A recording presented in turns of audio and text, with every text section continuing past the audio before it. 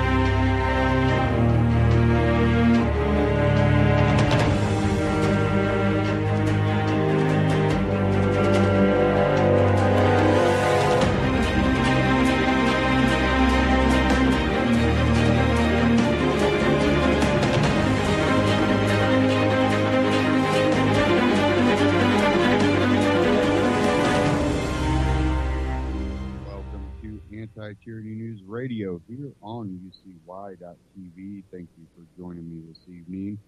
Had some technical difficulties this past Wednesday.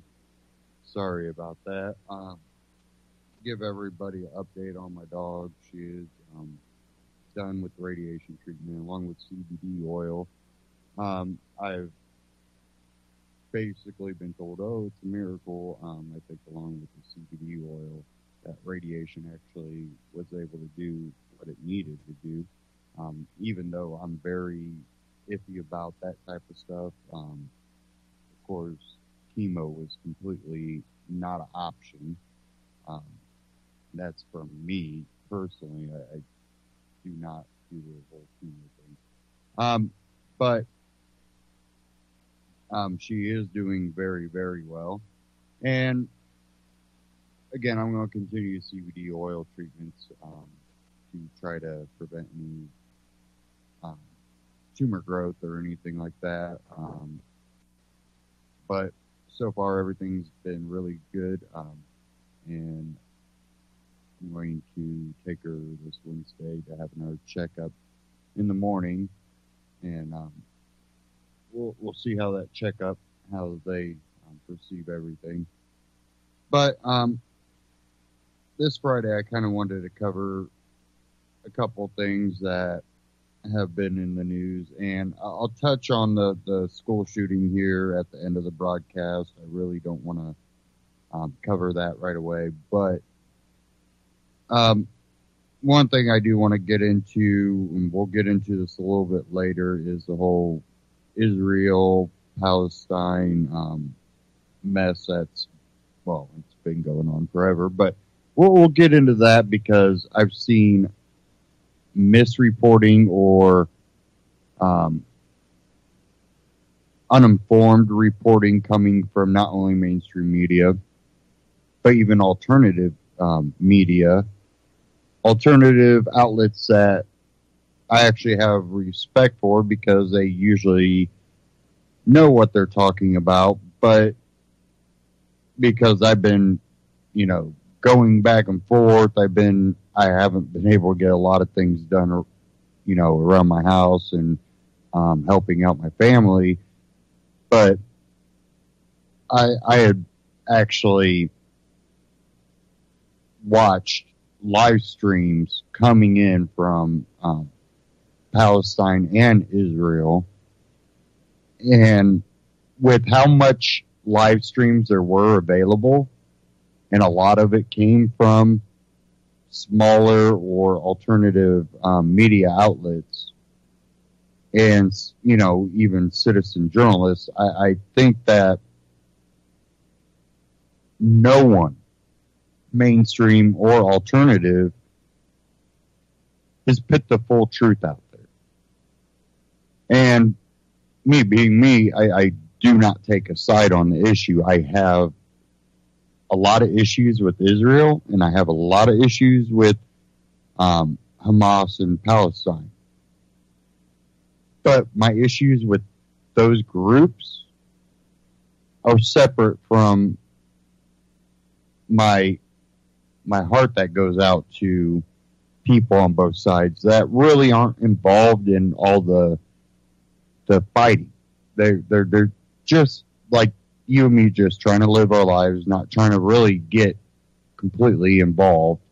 I'm not really much of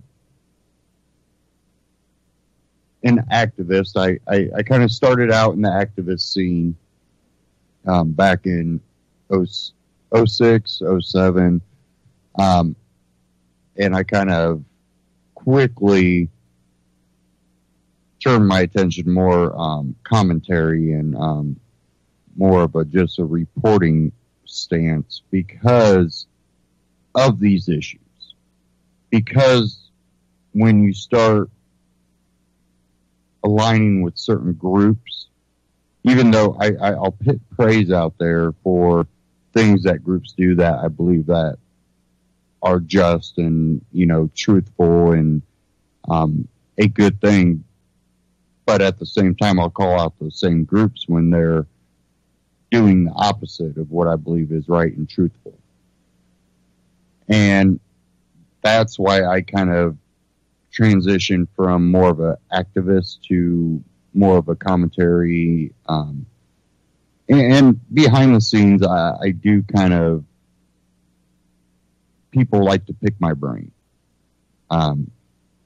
Outside of, radio or social media, but out in the real world, people like to pick my brain because I honestly don't know. They think I'm smart or something. I don't know.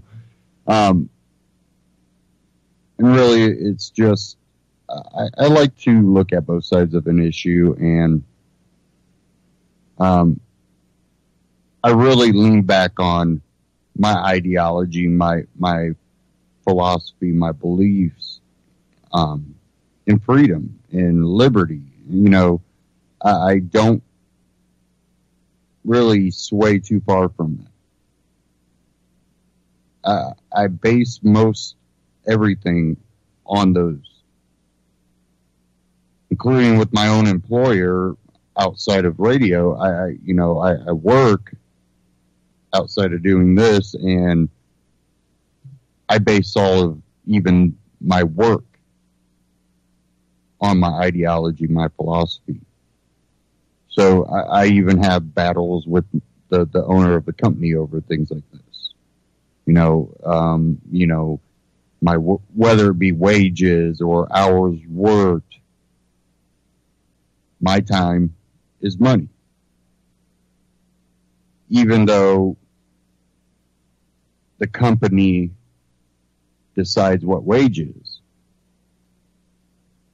I know my worth, and I've, worked my butt off to know how to do things, to understand things. Therefore, I hold leverage. Yes, you can fire me. You can go get someone else. But when I'm able to basically do what you would have to hire 3 people to do, I hold leverage. Therefore, in a sense, I tend to make up my own hours, other than I do work weekends, but I also work days during the week. And if I go in and I work harder than others, I will leave early. Because you're basically holding me to a different standard than you're holding other people. Therefore, I hold that as leverage.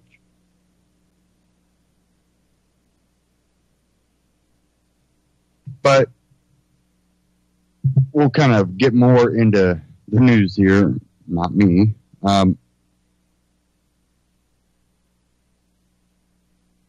thing that I want to cover first is something that was brought to my attention because I've kind of been out of the loop, and I've kind of asked people to, hey, kind of throw me, articles or anything that I'm missing, because I've been literally traveling across the state back and forth and just trying to keep my own house in order. I haven't really had the time, other than when the U.S. Embassy opened. I was able to pull multiple live streams that, some of them went 15 minutes, some of them went half hour. I've had live streams that went a couple hours. But again, we'll get into that whole deal. And that's one that I personally was able to try to watch, listen, and really understand it, because I do have issues with both sides, which I do with multiple things. I consider myself libertarian in my ideology, but I do have a lot of issues with a lot of people that consider themselves libertarian. But one thing that was brought to my attention was the EU basically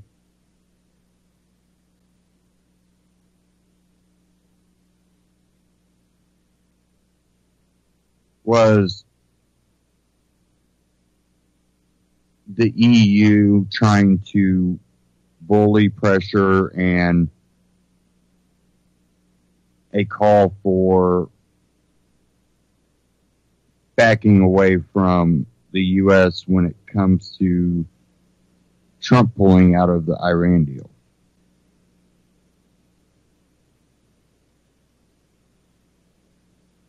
And I want to start off with this clip from Ron Paul. It's Ron Paul Liberty Report. He also kind of touches on Gaza and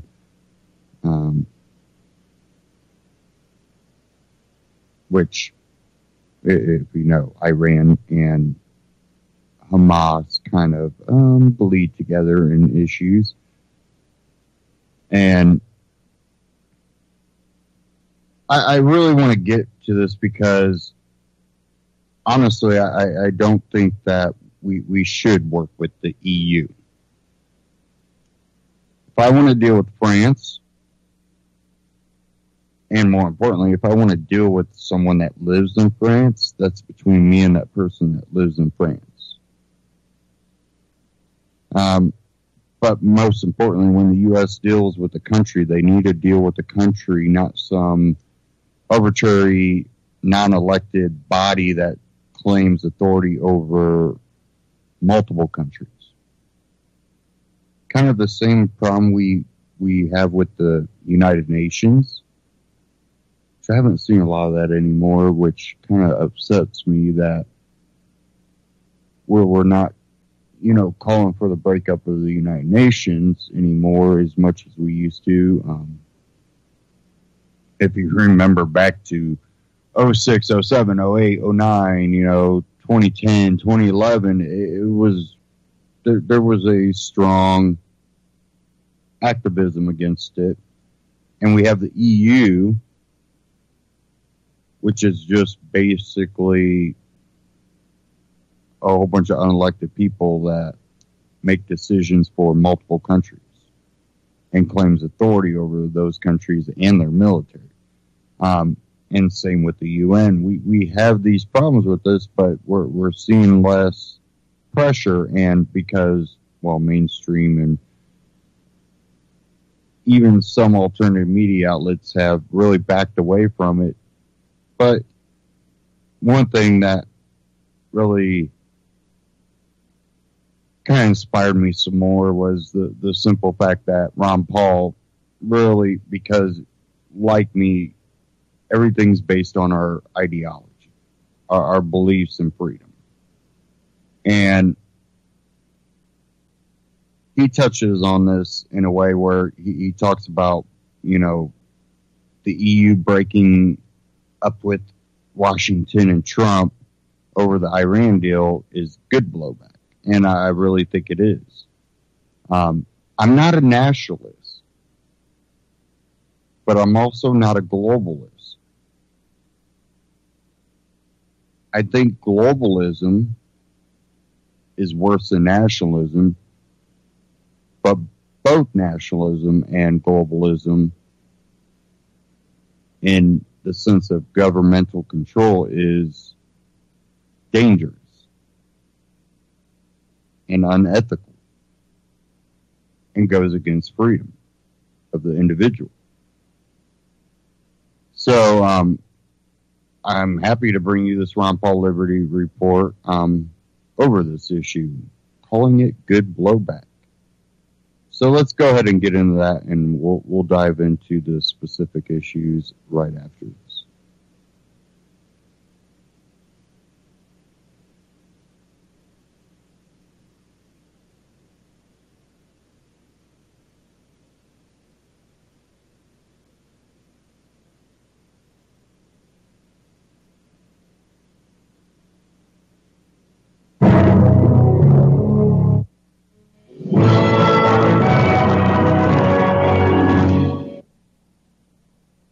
Hello, everybody, and thank you for tuning into the Liberty Report.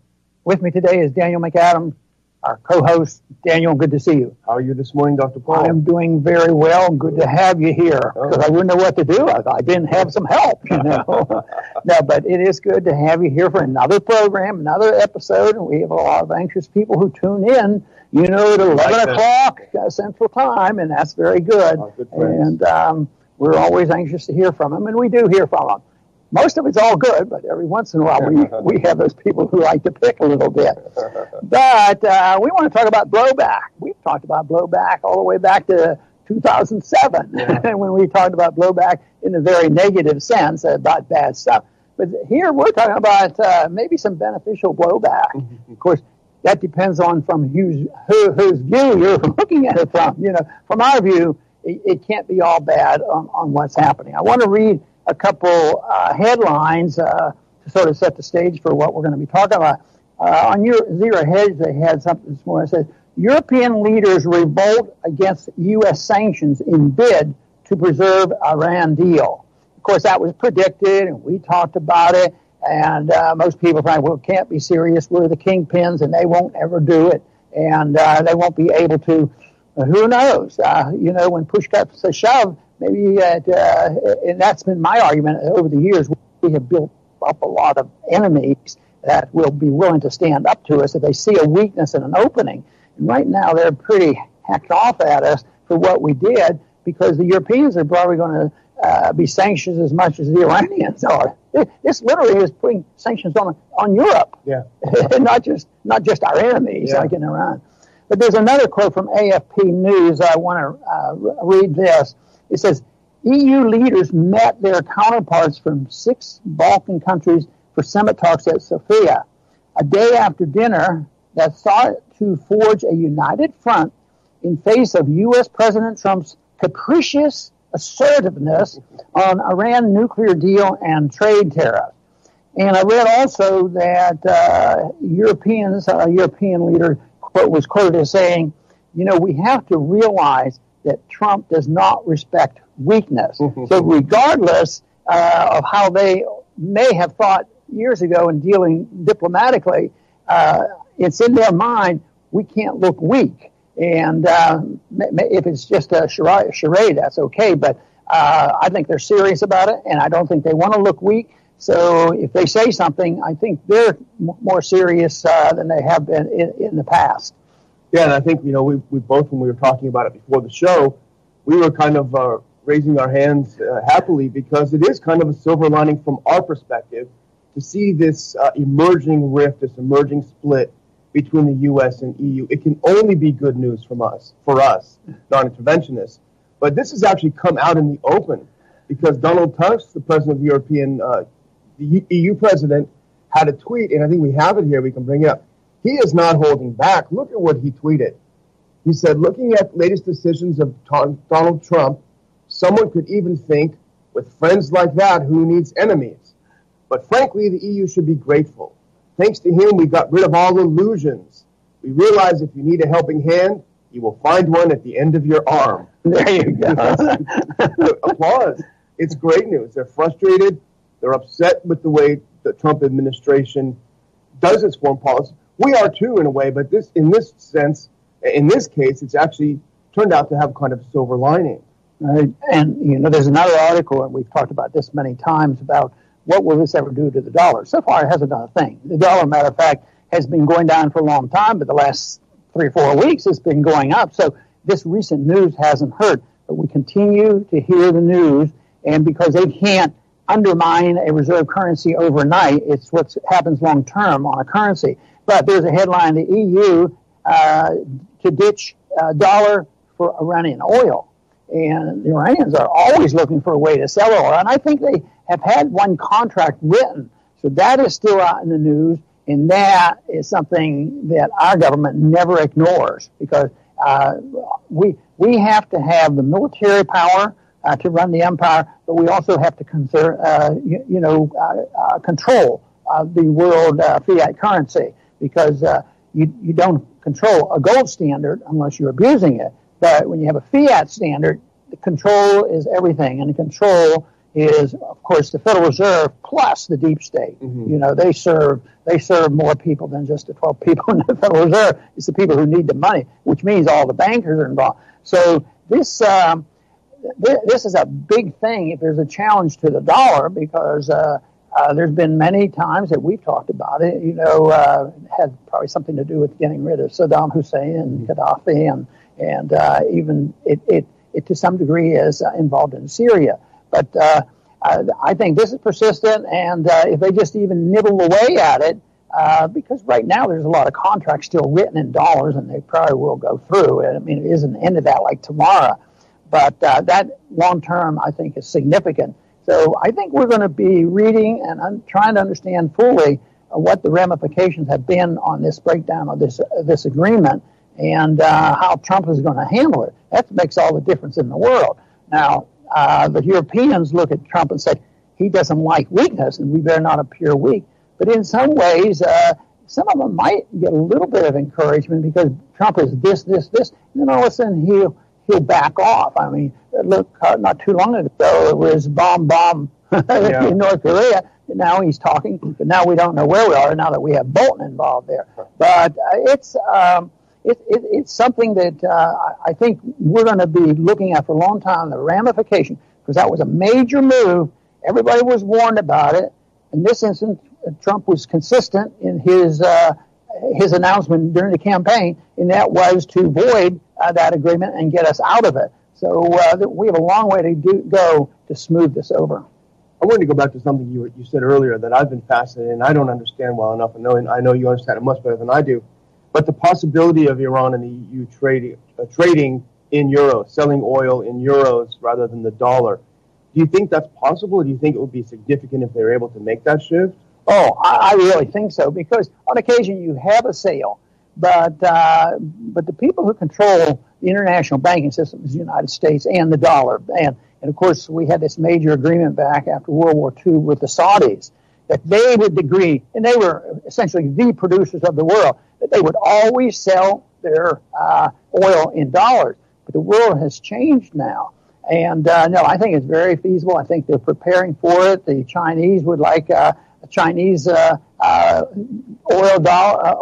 yuan, and they're working in that direction. So, yes, I think that's going to happen. The only thing that I would like to see happen, if the Europeans get really upset and want to smooth things over, they shouldn't be hostile to Russia. I mean, they have to. It is the United States that's driving the hostility, and I think the hostility we heard about, over Ukraine and others coming from Europe, was orchestrated by us. But then you have to factor in again the NATO issue. NATO would be weakened by an independent EU. But then again, we may cheer about this and seeing this as a good decision, and maybe just let our troops come home. But the whole thing is I've never believed the European Union is so good. I mean, we were cheering the British when they got out of the European Union. And here now they're talking about going to the Balkans and trying to get new members in there. There's the people who want to do that. The Balkans want in, but I'm sure they don't want in to come and help defend the United States.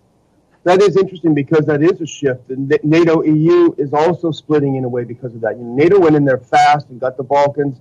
Albania is a member. Montenegro was the most recent member, a country that doesn't contribute anything substantial to NATO's ability as a military alliance. But then you have the EU, and this is, in fact, you started out the show with this comment, this summit down in Sofia. Well, Jean-Claude Juncker, who's the EU Commission chief, here's what he said down there. Without a European perspective, the Balkans risk falling back to the misfortunes we saw in the 1990s. So there's clearly, I think, an EU push toward the Balkans, not necessarily for membership right away, because there's a lot of problems, financial being one of them. But, you know, we had a piece that we put on our website that Jim Jatras, who we mentioned yesterday, our friend, did about how some Beltway think tanks are also saying, we got to get the Balkans in. It's time for action in the Western Balkans, was a think tank report from a couple of Beltway think tanks. So I think this is sort of shaping up to be a battlefield, so to speak, between EU and the U.S. for the Balkans, and the wild card player really is Russia, who was going to make the first steps toward rapprochement with Russia. Yeah, you know, and we were very pleased to see Yugoslavia break up because, you know, they should have this independence. And it almost looks like they're reversing that. Instead of a Soviet Yugoslavia, it looks like it might become a European Yugoslavia, and they'll have to toe the line, and the people who would come in would have to follow the rules of EU, which is the antagonism that so many countries already don't like because they get involved in their budgets and deficits and that sort of thing. But I think that there's a good chance that this will move along, but I think that we have to realize the European Union isn't the answer. My suggestion is very simple, a dream that I always have, which will probably remain a dream forever, except for the fact that there was something that is referred to as Hong Kong, which was at a time in the midst of the most vicious Cold War ever, existed, and they acted like libertarians, essentially, and they traded because it was necessary, East and West trading with each other, and it was very wealthy. I don't know whether it exists now, but there was a time when when Hong Kong was as rich as all of China, you know, on what? Wouldn't it be neat if one of these countries, you've spent some time over in that area, pick a country and find out which one leans most to libertarianism and say, no, we're not interested in NATO, we're not interested in the EU, what we're interested in is setting an example and keeping our people free, and we're going to introduce this sound currency and the principles of the free market. And all they want to be is left alone. That would be the hitch. Will the Americans leave them alone? Will the Europeans leave them alone? Will the Russians leave them alone? Who knows what would happen? But that would be the solution to that, and teach them to believe that a little independence, that a loose association, a loose association, you know, in that area is fine and dandy. But independence is not a bad idea, too. Yeah, you know, in fact, the scenario you're pointing to did take place. It took place in Albania in about 1993. Albania was the most repressive of the communist regimes, and they literally had no economy. And in 93, when it opened up, I was down there, and there were so many little stalls people opened up. The government was really non-existent. It hadn't developed yet, and so people were buying and selling and trading, and there was so much. People were actually getting wealthy for the first time ever. Unfortunately, the president at the time, who was a good man, I think, he listened a little bit too much to Washington and Brussels, and he brought in a lot of advisors and a lot of think tankers and everything, and they crushed this black economy, and it brought under the foot. But the thing is interesting. I think that going back to the EU versus the U.S. when it comes to the Balkans, in a larger sense, I think the EU's ace in the hole is Russia, because if the EU is able to get past this, the Russophobia, whatever you want to call it, they're going to have a leg up on the U.S. And here's something that's interesting we talked about before the show. I don't know the significance of it other than to think that it must be significant. Angela Merkel, the chancellor, the German chancellor, is in her second meeting with Putin in a month. She's down in Sochi right now, meeting with Putin, Russia's president, second time in a month. And interestingly enough, Deutsche Welle, which is the German government-funded news station, they point out, here are the stumbling blocks to better relations between Germany and Russia. Clearly that's on their mind. Claims that Russia's behind the hacker attacks. Russia's role in Syria. Although, interestingly, remember, Germany didn't join in the bombing. Crimea, that's a dead letter. That's essentially gone. Intelligence agency aggressiveness, the Skripal case. Well, as we've been covering for a while, that's fallen apart. Lack of progress in Ukraine, that's an issue. And also Russia cracking down on German-funded meddling NGOs in Moscow. So that doesn't look like an insurmountable list of things anyway. No, and maybe we could see this in a positive light that, who would have ever believed there would be a wall coming down in Europe and Berlin in a positive sense and dealing with a Russian dictator, Gorbachev.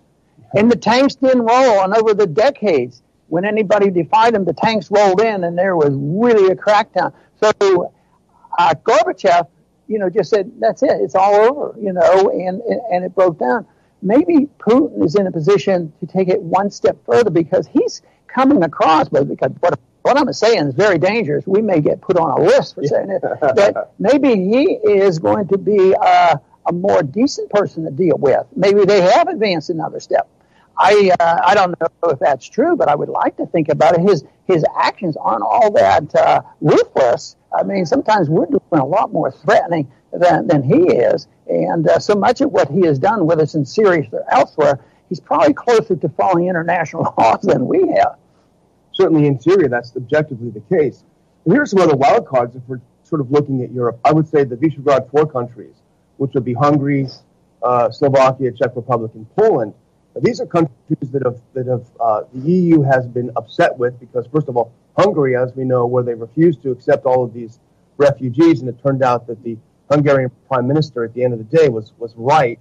And not only was he right, he just got elected with a super majority, so the people liked it.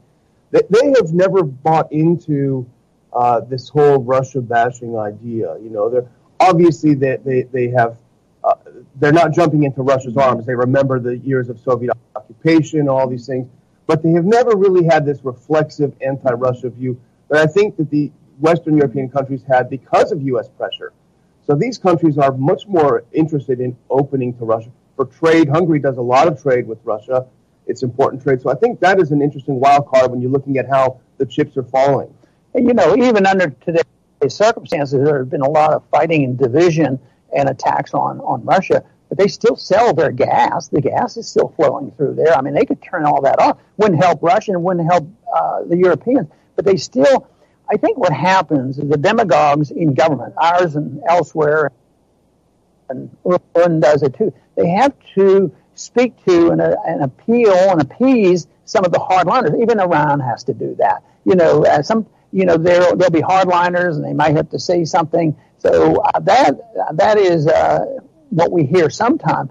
But I think the important thing is moving in the right direction. For us as Americans, we should not say, oh, my goodness, we'll have to wring our hands. The treaty broke down and we're having all this bad blowback, and now the Europeans don't like us anymore. How horrible, how horrible. Well, maybe we should think about America and think about it in different terms. That, friends with people, trade with people, and do this thing. And I always get back, so often we get accused of, you guys just want to be isolationists. No, it's very much intervention, but it's voluntary intervention. And it's a economic intervention where everything is done voluntarily on both sides. And under those conditions, both sides benefit too. This whole idea that, where it's trade policy, one side benefits, the other side suffers. In true free markets and free trade, both sides benefit. And that's why free trade is anti-war, because in a way, that's why Russia is still selling oil to Europe, because it's beneficial to them. And that's why the European Union is coming out and saying, we might even have to defy our protectors, the United States. Maybe we don't need them. Maybe they're getting us into more trouble because we'd sort of like to deal with Iran. Yeah, they have their problems, but if we do these trade deals, they're scared to death. Our side's scared to death. We might get to liking them, and benefit from them, and maybe they won't need us so much. And then we wouldn't need to send our troops and weapons over there. Who would buy our weapons? Wouldn't we go broke? Yeah, because that's our industry, the war machine, war profiteering. I think it's all involved, and of course the money issues involvement, the banking industry, and the exports. Unfortunately, when we get involved in here, we want to export them the technology of the IRS, the central banking, and all these horrible things, and we expect them to do it our way, which eventually we'll realize that our biggest export has not been a good export, and that's the exporting of our inflation, exporting our dollars. Although in the short run it benefits, in the long run it destabilizes, and that's why we have these weird fights with China over trade, which never talks about the real issue. Well, we often talk about unintended consequences from a negative perspective. I think this is one time where the unintended consequences of what we still believe was a dumb idea. Pulling out of the Iran deal was a dumb idea for the U.S. But the unintended consequences, ironically, might end up benefiting the U.S. because it might reduce the U.S.'s ability to bully the rest of the world, which costs the rest of us a lot of money and a loss of prestige, a loss of making enemies overseas. So I think we should be upbeat about this. The other thing that I would just mention is that we've had a real uptick in our viewership and in our subscribership since the Iran crisis and a few of these things, Gaza, etc. We're very happy to all the new viewers who've joined us. Please subscribe to our channel. Tell your friends.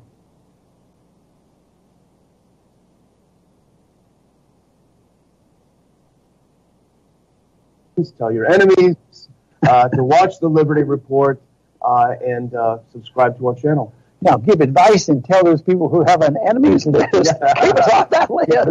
We're really nice people. We want peace and prosperity. That's right. Nobody can argue about that. And individual liberty, and at the same time, the other side keeps winning because authoritarians have been in charge of government for as long as anybody can write history. But it doesn't mean we can't change our ways. We change our ways all the time. Just think how industrially we have changed our tune with industrial revolutions. The whole nature of the world changes with that. Why can't we change the nature of people getting along together and advance to another stage? So I'm very much of an optimist that we can use our intelligence and our technology for peaceful purposes. I don't like it when we have technology developed and then immediately it's the government that gets control of it and uses against us, invade our privacy or uses it in weaponry to go and tell other people how to live.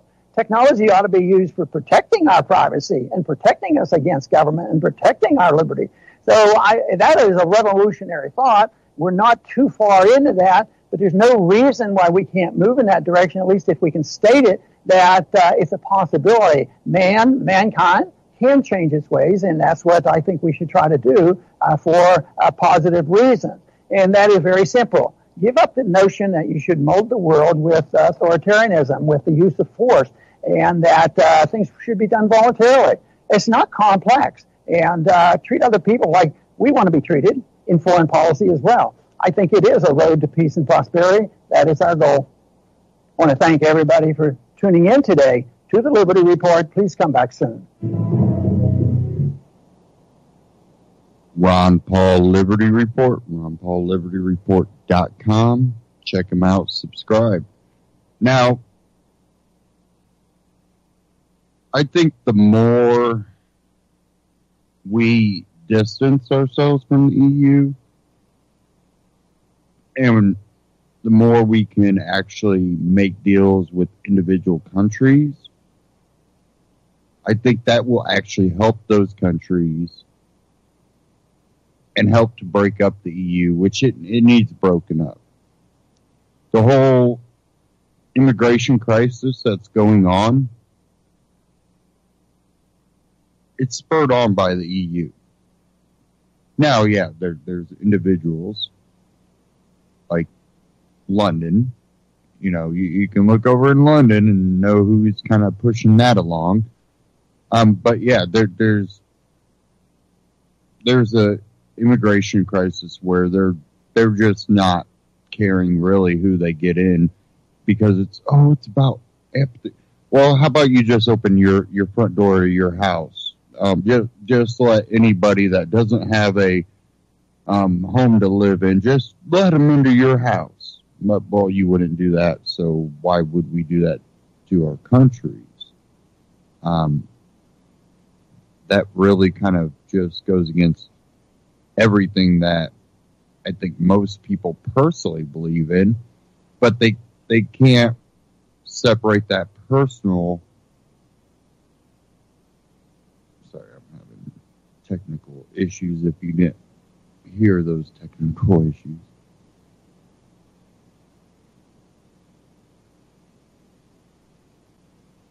Okay. You wouldn't do that in your personal life, so you can't claim that, oh yeah, you would do it. The country should do that, or all of Europe should do that. It was funny because Paul Joseph Watson had posted a little commentary, and it was a lady over in Britain that was talking about, oh yeah, we as a country just need to let all these people in. And on a morning news, I think it was, they asked her, well, would you be willing to take in, these refugees? And this is someone that has mansions. Oh, why wouldn't I? Why wouldn't I? To push the immigration. Well, to this date, she hasn't taken in one immigrant. Of course not. Same way you would just randomly take in random strangers. It just wouldn't happen. But because they live in their mansions in parts of Britain that haven't instituted the immigration. Yeah, there's parts of Great Britain that there's almost zero, if not zero, immigrants in those towns, those locations. And those are the people pushing it. Well, who does that affect? Well, it's not affecting them. Who does it affect? It affects the people that they're trying to rule over. And I'm not for, stopping immigration. I'm for responsible immigration. One, it's harder on a country when they do mass migration.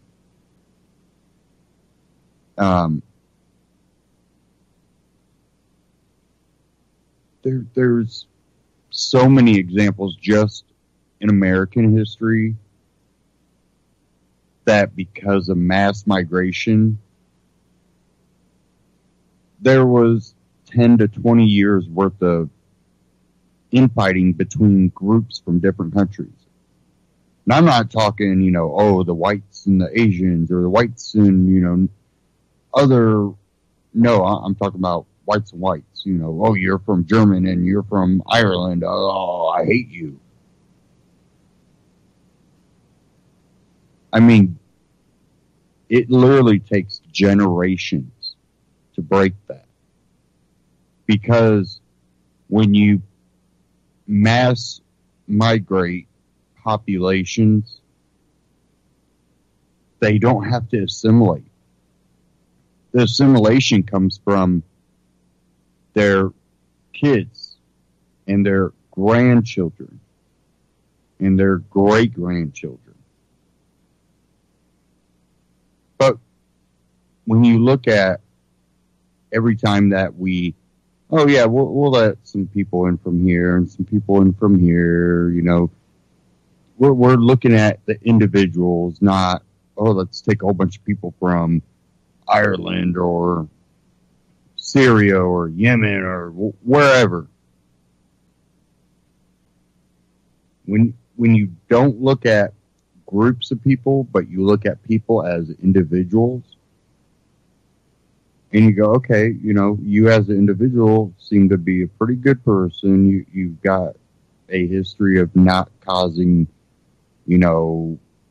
violence. You're not someone that's been caught thieving all the time. You haven't been associated with groups that have been violent. Well, let's just slowly take these people in. They assimilate without losing their culture. Everybody thinks, well, assimilation means that you just give up your culture. No, you hold on to the good parts of your culture. You hold on to your heritage. But you also remember, hey, I came here because there's something better about this place than where I live. So a lot of the issues, whether it be government or even a lot of times culture,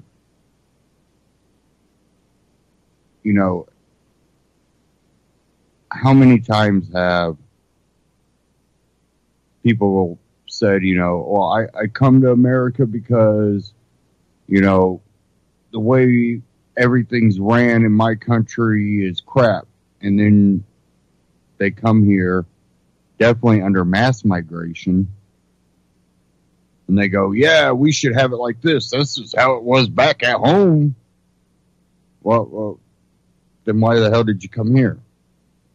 Because they weren't doing it right.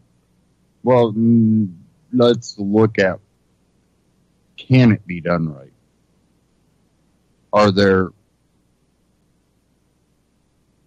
Is there any evidence that holding on to that belief will change just because of location? Or is it the belief itself? And I'm not talking about religion. I'm talking about doctrine. Doctrine, whether it be in religion or, government culture. Just like socialism, communism, fascism. Guess what? Plenty of examples of how that shit don't work.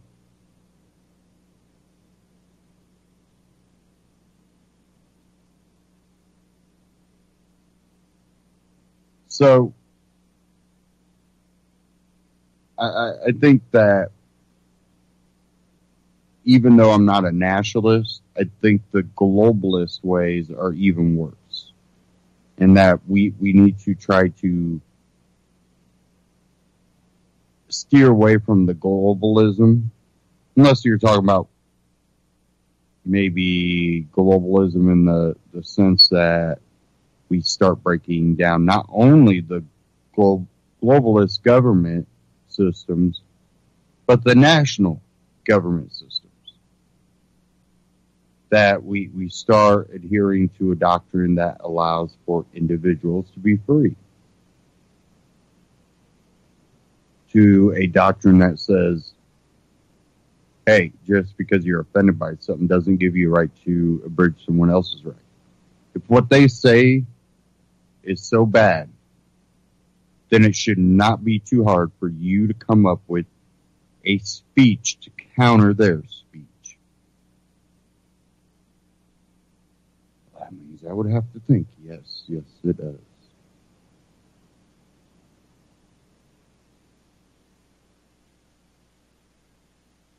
Now, you already have Britain still having a problem with their whole Brexit. But I think that once they fully remove themselves from the Brexit, when they're also, how should I say this? When, Trump or America says you don't have to be a part of the EU to trade with us. Matter of fact, hey, all of Europe, you don't have to come to us through the EU to make deals. Matter of fact, how about we stop talking with the EU and say, hey, France, if you want to come to us, you come to us. I'm not talking to these people that, have nothing to do with your country other than they claim authority over it.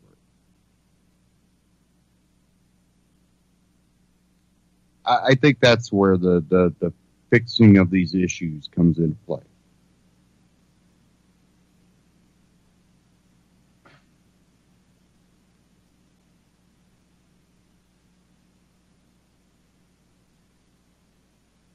And I have another clip to kind of go along with the EU. And I'm not going to play this whole one because it is quite long. But there's really important things that are in this, definitely when it comes to the fall of the EU and how it's falling.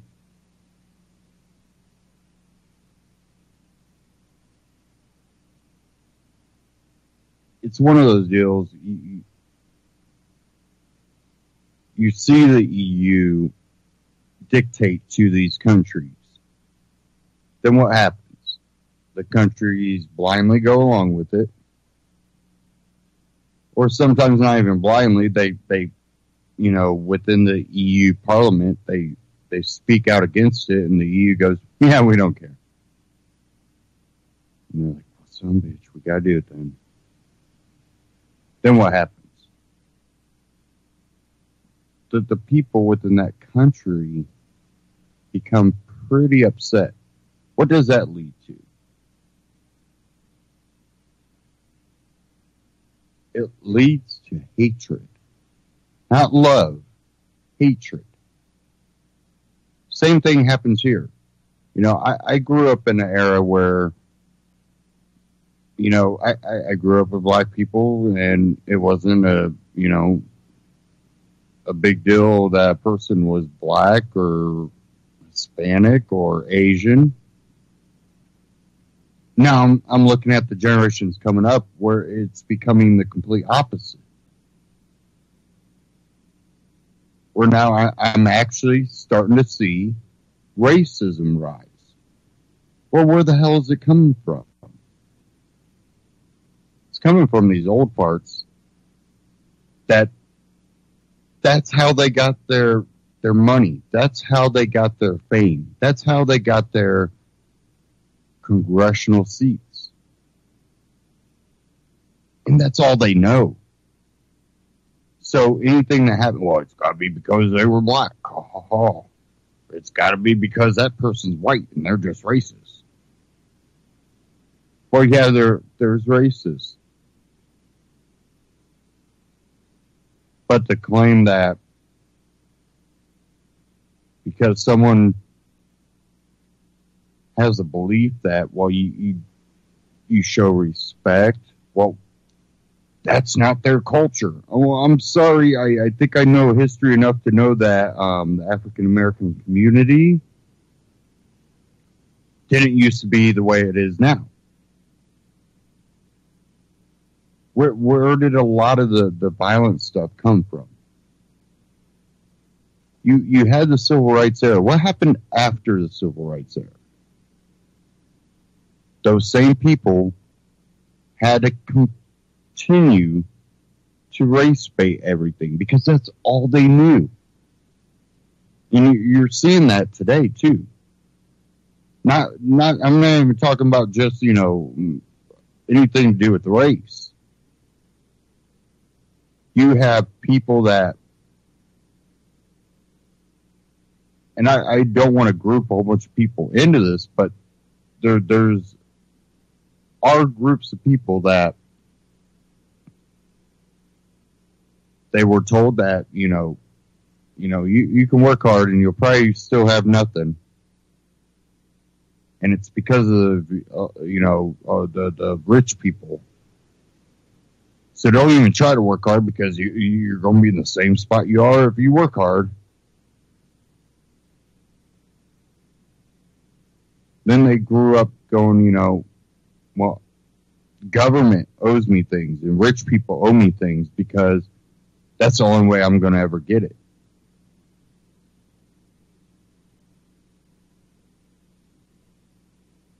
Just look at Bernie Sanders. His rise in popularity. You're talking about a guy that I don't even think he had a job until he was in his 30s, late 30s, if I remember right.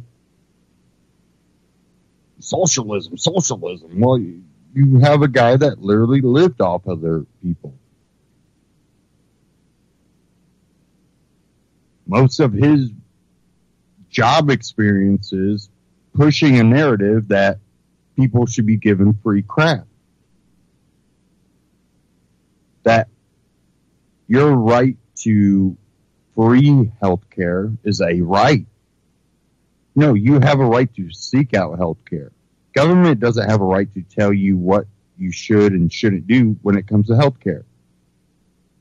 But when you claim that, well, government should give it to you for free, that means they have to take that labor from someone else or that money from someone else. Which, guess what? Goes against your actual right to seek out health care. That makes it where, well, it has to be approved health care. What does that lead to? I don't know. Let's look at, Great Britain. And a lot of other European countries that give out free health care and then go, hey, yeah, the chance of your child, living, even if we give them treatment, is not high enough that we're going to do it. So we're just going to let your kid die. And then the last one that died, they literally kind of let it die under very nasty, like feeding tubes and oxygen tubes being not cleaned or wiped. Well, he's dying anyways. Why?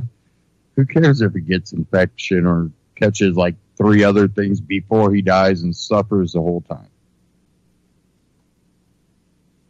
He's dying, and we're not going to help him because it's too much.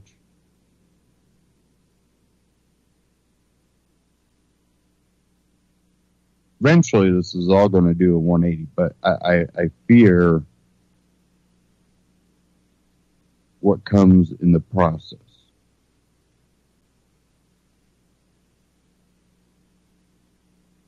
Because the left in America have a obsession with European ideas. Well, guess what? Fascism, communism tends to be a European ideology. That's something that the left likes to pick up. Free healthcare, all that stuff. Just like this whole royal wedding. I really don't care. Why are we making such a big deal out of it? Who cares? It's a monarchy in another country. What's American actress? Okay.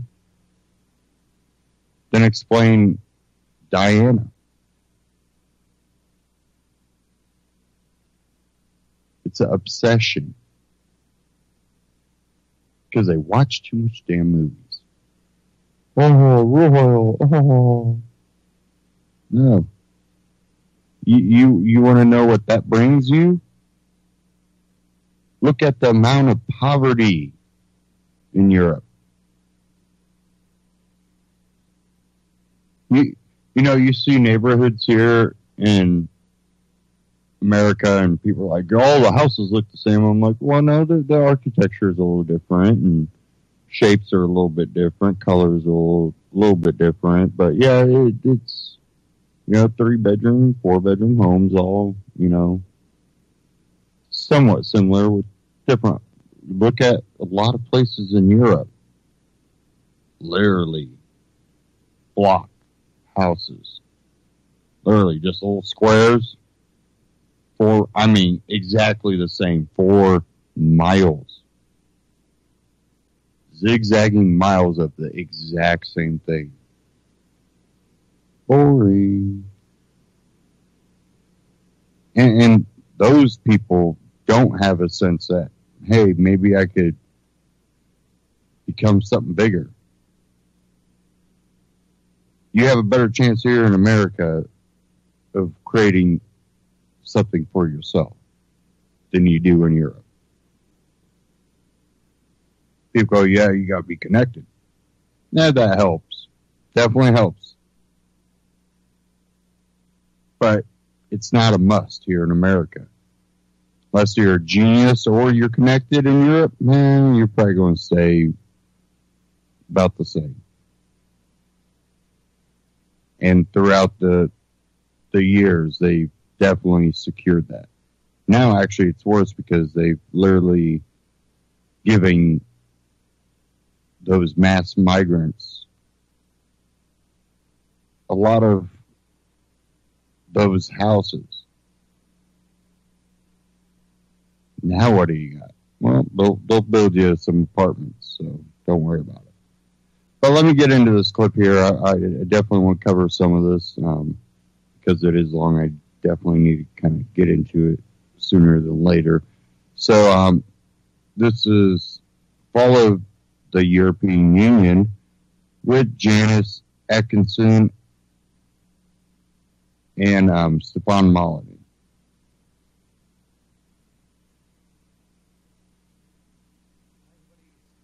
I hope you're doing well. We're here with Janice Atkinson. She is an independent MEP representing the southeast of England and is vice president of the Europe of Nations and Freedoms, ENF group, in the European Parliament. You can find her website at janiceatkinson.co.uk and twitter.com/Janice for Brexit. That's very subtle. You won't know where you stand in that. Thanks so much, Janice, for taking the time today.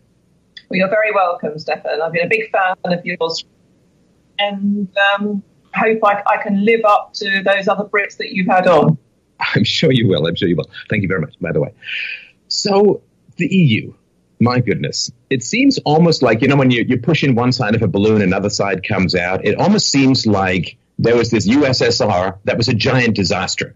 And then when it began to crumble apart and the seams began to show and things began to fall into disarray on the Soviet side, a bunch of bright sparks in Europe said, hey, I bet you we can do it nicely here with the EU. And this kind of collectivism, surmounting of nationalism and so on is an experiment that I think is gone woefully awry. And where do you stand with that perspective?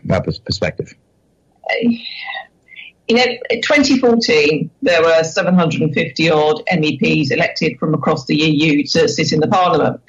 And those people that are there, you've got this cabal that sits with Merkel, which is the so-called conservatives, and you've got the socialists. They're the biggest group, and they do dirty deals together. When I got there, I knew what the EU was about. I'd been over there, I'd sat with British conservatives, and I was quite disgusted about what I saw. But nothing actually prepares you for when you sit in the chambers and the committees and you listen to them. Our voices are not heard. They've got elections in May 2019. Britain won't be there. But what you've seen is this surge of opposition from all over Europe, from France to Netherlands to Germany to Sweden, all across Europe. There's new political parties that are springing up. There's Neodexia in Greece, left the Conservative Party. There's a new party called Vox, left the Conservative Party in Spain. And so it goes on. You've seen the rise of the Alternative for Deutschland in Germany, and also the Blue Party, where Frauke Petry, who did lead AfD, has gone. Those people have got massive support. Now, the current makeup of the Parliament doesn't reflect that. And I think in May 19, you're going to see an enormous Eurosceptic elected representatives coming back. You'd also see a surge of the hard left that sits opposite me. We've got communists, you've got the IRA sitting there, disguised as Sinn Féin, disguised as the alt-green hard left. So it's going to be a very, very difficult political makeup. And what you've seen over the past few months is my side, I sit in the European Nations and Freedom Group, which consists of Marine Le Pen, Geert Wilders, H.C. Stracker, Matteo Salvini. Now, those people are either the official opposition in their countries or they're actually taking power. So you're seeing a vast difference. And what you're seeing at the moment, and especially over Brexit with Monsieur Barnier, who is the head negotiator for the Commission, and Guy Verhofstadt, who's public enemy number one in the European Parliament, my nemesis, is their fight for their existence, because the people are rejecting their policies. And they're not going to go down fighting. That's why you see Brexit doesn't seem to be happening at the moment. The government is all over the place with it. So you're seeing a very, very different shift, and the people are behind either Nexit for the Netherlands, or there's a lot of people in France that want Frexit for France. So you're suddenly seeing this gradual change. We took that brick out of the wall, and it's gradually crumbling, I'm glad to say. Right. Now, my perception of Brexit, Janice, was something like this, that people wanted to control their own borders. They wanted to return to the nation state, at least to some degree, and they wanted control over immigration. As I think you've pointed out, the vast majority of housing is now going to economic migrants, not really refugees and so on, and you have people from the UK armed forces who are sleeping in the street because they can't find a place to live.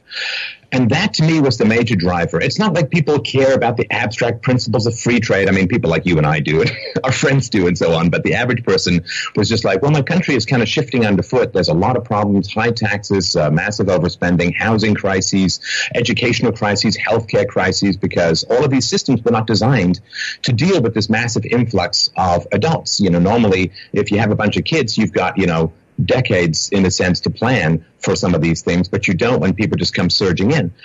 But the perception from the leadership seems to be very different from the urgency, I think, that was felt by the people who voted for Brexit. And that divide, I think, is very dangerous for the country's political legitimacy. Yeah, of course it is. I mean, Britain's been a very welcome and open country.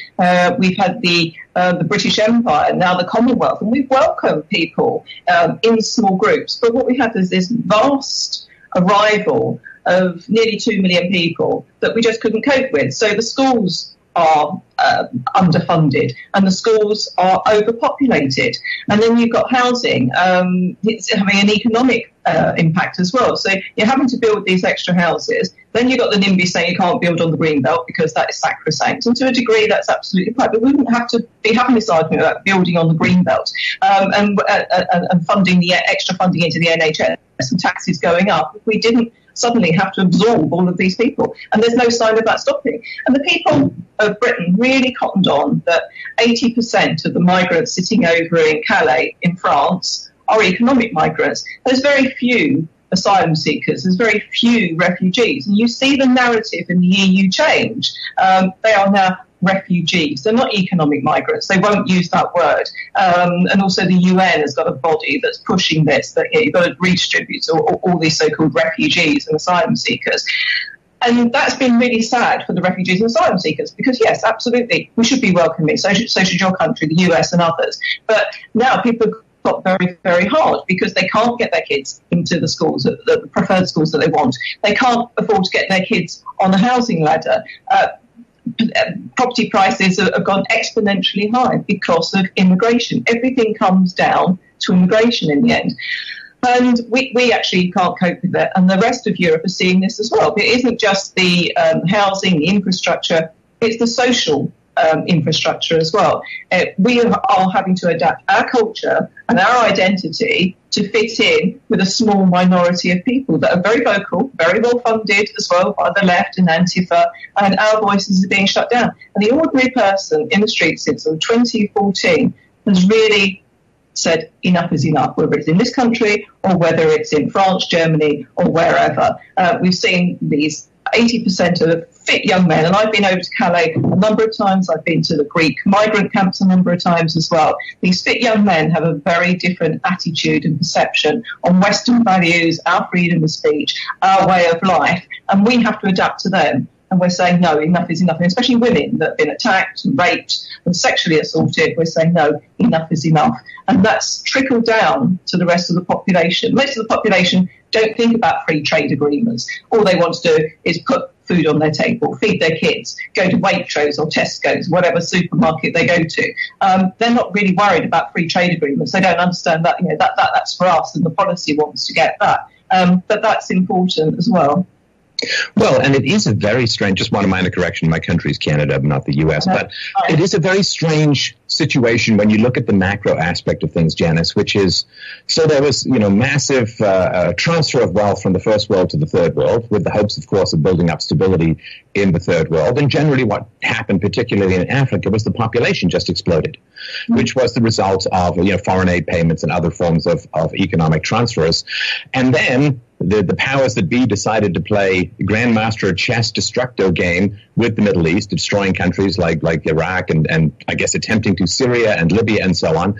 And so you send huge amounts of money to swell a population, you bring down the barriers, and then you raise the amount of money that you pay for people to come into your country because it's very expensive having these immigrants come in. This is a sort of perfect storm, or, some might say an engineered disaster that seems to have one particular direction. One of the things that I think a lot of people are asking is, if there is all this instability in the Middle East, if these people are refugees, well, there are many, many countries in the Middle East that have compatible climates, political systems, religions, cultures, and so on. Why on earth would they trek across the Red Mediterranean all the way through Europe to a tiny island on the edge of Europe? It doesn't seem to make much rational sense, which seems to be politics these days as a whole. Yeah, no, I agree. My country has committed to spend 0.7% of GDP on foreign aid. That's at current prices. That's £14 billion a year. Now, that foreign aid is going to places like China, India. They've got their own space programs. These are phenomenal countries with phenomenal wealth. So absolute madness. And we're funding Africa. Rather than funding Africa and giving them aid, we should actually be trading with Africa. So the EU doesn't allow us to do this. The EU actually keeps Africa in poverty. So if we are allowed to trade with them, then we wouldn't have this problem. We wouldn't have these people. The latest UN and US survey thinks there's 10 million people poised to come out of Africa and slightly through the Middle East as well. When I say to the people in the Middle East, the Afghanis that are here, or trying to break into my country, that are holed up in Turkey at the moment and Greece, and the ones that are sitting on the borders ready to raid my country from Calais. If you want to, why do you want to come and impose your Islamic values on my country? Surely there's better countries for you to go to, like Saudi Arabia, for instance. Maybe you don't want to go there. Or you can go to the Middle East. And it's us that's asked to pay out the money the whole of the time, but the Middle East pay very, very little at all. The UAE, the United Arab Emirates, only take in those that actually can contribute to their society. And they are building the infrastructure there, and then they go home. But the immigrants that they've got there are mainly from Pakistan. A lot of them come from India, who are also Muslims. They're working, they're building on the infrastructure. When they're finished, they go home. So I have no problem with immigration, but we have to have the brightest and best around the world to work on the projects that we need. We need scientists, we need people with mathematical degrees, we need computer scientists. So we bring in the people that we need, not third world migrants that work for a minimum wage or work underneath the economy. And as for the £14 billion worth of foreign aid a year, that came about because David Cameron wanted actually to detoxify the so-called Conservative Party. And he signed up to that. And again, he tried to get some of the EU countries to sign up, but it just doesn't stop at £14 billion that is going to these despot regimes. We give money to North Korea, we give people to rogue states like Iran. But on top of that, we actually contribute into the EU funds as well. We have no say how that money's spent, and it goes into providing poverty for Africa and contributing to schools in Pakistan that don't actually exist. So building non-existent schools, putting computers into non-existent schools and educating non-existent students as well. And that's got to stop. Well, this is the great tragedy of foreign aid as opposed to trade, because foreign aid benefits each individual on both sides of the equation. Trade benefits both individuals on each side of the equation, but foreign aid is basically taking money from poor people in rich countries and giving it to rich, powerfully, politically connected people in poor countries, and it is a huge mess. And the suspension, it seems to me, particularly with the refugee crisis, Janice, that the rule of law is quite important. Because if you're a refugee, the moment your foot touches soil, you're not supposed to go anywhere else but that country. It's not supposed to be, who gives out the most welfare and let me make it. So unless somebody's somehow able to go from Africa and sail all the way around to the UK, there should be no refugees arriving in the UK from the Middle East. And so the suspension of the laws that were promised for enforcement is one of the most chilling aspects, I think, that the vast majority of these migrants are, of course, not refugees, and that should be adjudicated. But even if they are, they tend to be welfare shoppers looking for the best deal they can possibly get, or looking to reunite with a community or family members or a tribe or something. And so the EU's rules themselves have been suspended in the distribution of these scant refugees, even as they stand.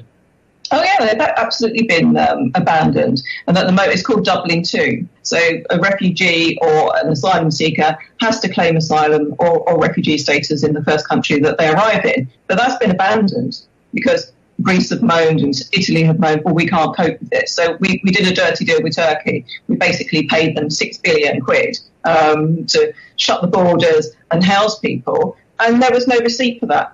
When I asked the president of the European Parliament, then Martin Schulz, well, have they explained to you how they're going to keep these people, how many people are going to be in the refugee centres, how are we going to process them, etc.? Are we going to provide them with the help to do this? And basically he came back and said to me, well, no, that there's no system for monitoring what they do. We're just giving them £6 billion and we hope that they can contain them, basically corral them. But Turkey have said enough's enough. So the refugees and the migrants are now just streaming back into Europe. Now, if we had implemented Dublin II and we manned our borders, as people like Viktor Orban, who I think is fantastic in Hungary, who's placed troops on his borders and actually put his own borders up. We in my group and the EFDD group, which is Nigel Farage's group, we call for an abandon of Schengen, which is the system which is a free movement of people around the EU. We're not in Schengen, so we don't have the free movement of everybody going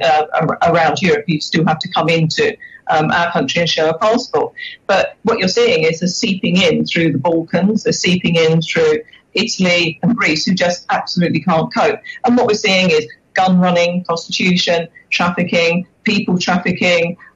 It's not just about economic migrants. They're all trying to make a buck as well. So, the destabilisation of Egypt and Libya with the Arab Spring, where Sarkozy and Cameron thought that, wouldn't it be nice to democratise and get rid of people like Gaddafi and Mubarak. We've now seen an oppressive regime in Libya. Nobody knows who's running it. It's a totally rogue state. And they're all coming out of Africa via Libya. And we can't stop it. Those boats are coming out day after day after day. So what we need to do is man our borders, close our borders, shut the Schengen system down and go back to the rule of law, which was the original rule of law, rather than just saying, oh dear, it's completely unworkable. We need to have another system. Rubbish. And then the EU says, we're going to impose the numbers of migrants on you. Well, there's another crisis coming because Hungary, the Visegrad countries, Poland, etc., said, no, we're not taking any more migrants. And the people now that are voting for parties like the Lega Nord, Matteo Salvini, a friend of mine, he's a vice president of the Europe of Nations and Freedom as well. They're saying no more migrants. We're not having it. We're not accepting them. So there's another crisis coming along where the EU is actually taking on Poland and Hungary at the moment. They're going to have to take on Italy soon, and Sweden will have a generation at the end of the year in September, and they'll have to take them on as well because my friends, the Swedish Democrats, will then be in power. So it goes on. So you have these crises. Oh, well, we'll just abandon our borders. We'll just abandon the rules of Schengen, and this is the result that we have. Well, and what's really been horrifying to me, Janice, is looking not just at the collapse of the rule of law in many ways, among European countries, particularly those who've taken a lot of the migrants. You have people getting off with probation for rape. You have you've got female genital mutilation problems in the UK, been illegal since 1985, not one single prosecution in any way, shape, or form. And then, of course, you have the Rotherham scandals and other scandals wherein you have the Pakistani migrants or immigrants, who are torturing and raping young white British girls. No rule of law there until a real extremity occurs. So you have this kind of abandonment of the rule of law in one area and a real concentration of the power of the state on free speech.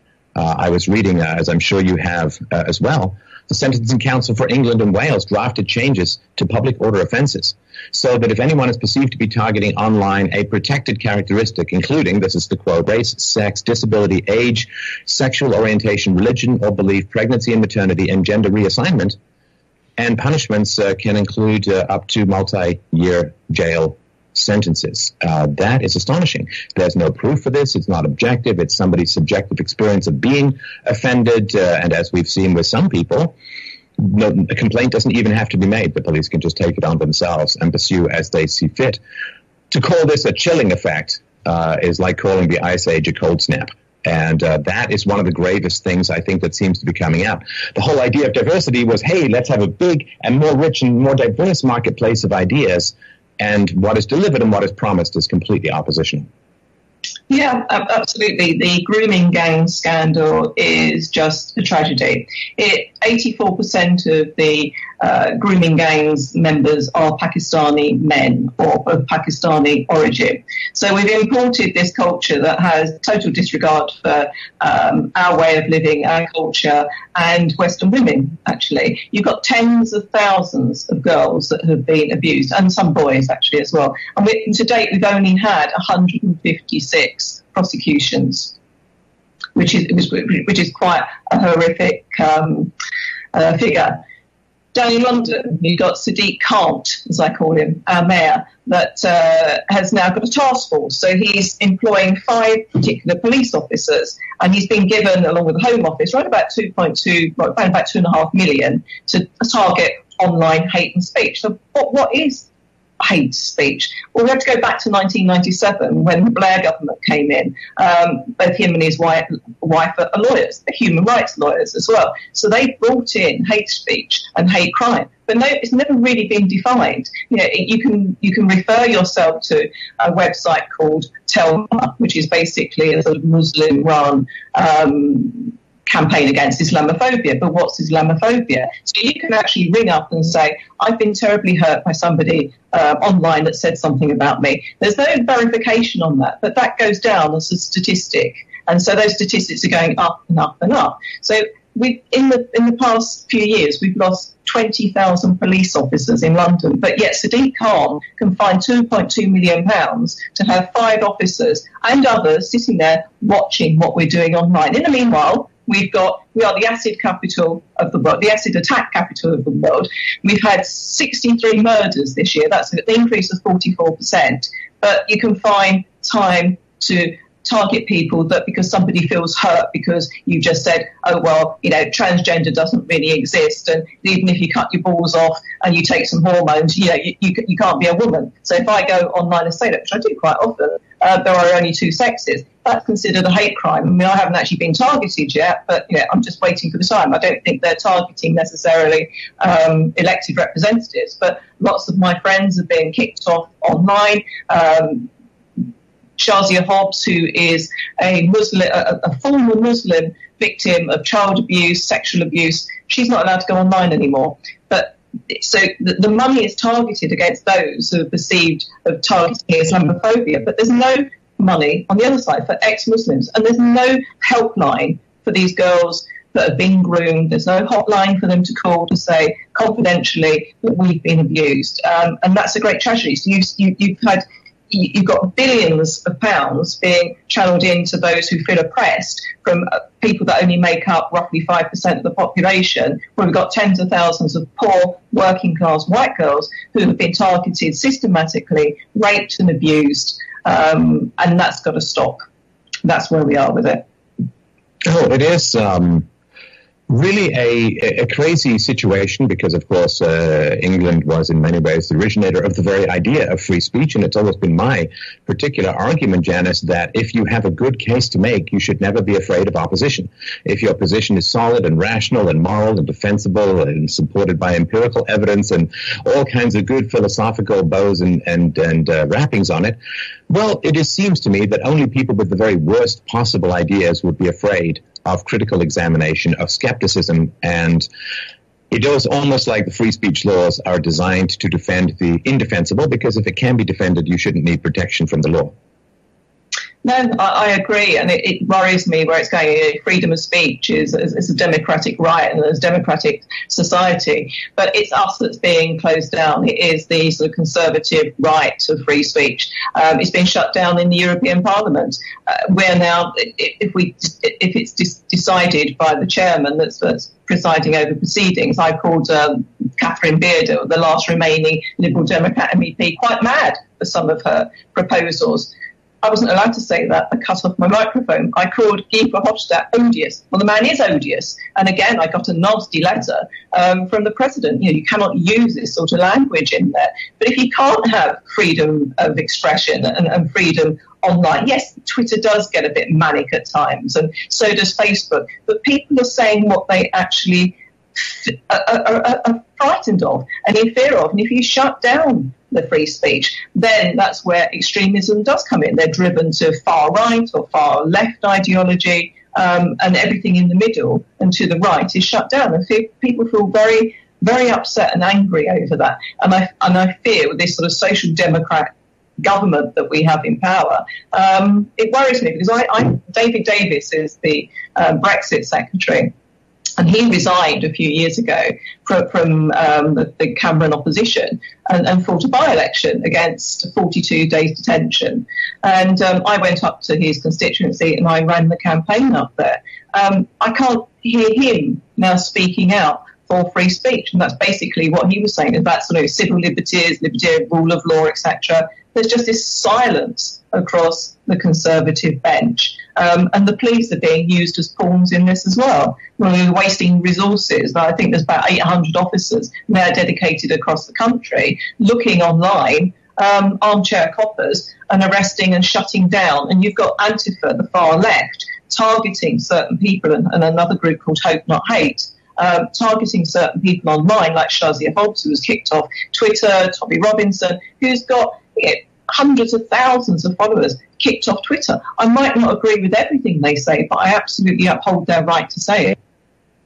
Well, of course, nobody can arbitrate the marketplace of ideas. That is a form of oligarchical tyranny that has failed repeatedly throughout history, and we lose the feedback that we need to guide ourselves sensibly as a culture. And the other thing, too, I think it's fairly important to point out that nobody with half a brain thinks that all of these hate speech laws are going to be applied evenly across religions and across races. In other words, I see the most egregious hostility towards white people online, rarely policed. I see hostility towards contempt towards Christianity, which is almost never policed as hate speech. So it seems to be some kind of objective law, but the way that it's actually implemented in practice tends to be more protecting those who criticize whites and Christians, and it is not an evenly applied standard at all from what I've seen.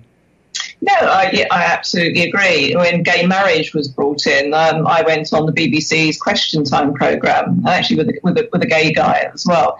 And I was up there to say that the BBC expected me to say, well, I don't believe in gay marriage because I have a strong Christian background, or I'm just opposed to gays getting married. But what they don't realise is that I have no faith, actually, so I'm not interested. But what I was worried about with gay marriage was bringing in the hate crime laws as well. So when a vicar or anybody stands up on a Friday, Saturday and Sunday, depending on their faith, whatever faith you're from, and they stand up and say, no, I think that gay marriage is wrong because they've got 2,000 years of doctrine behind them, I will absolutely stand up for them to say gay marriage is wrong.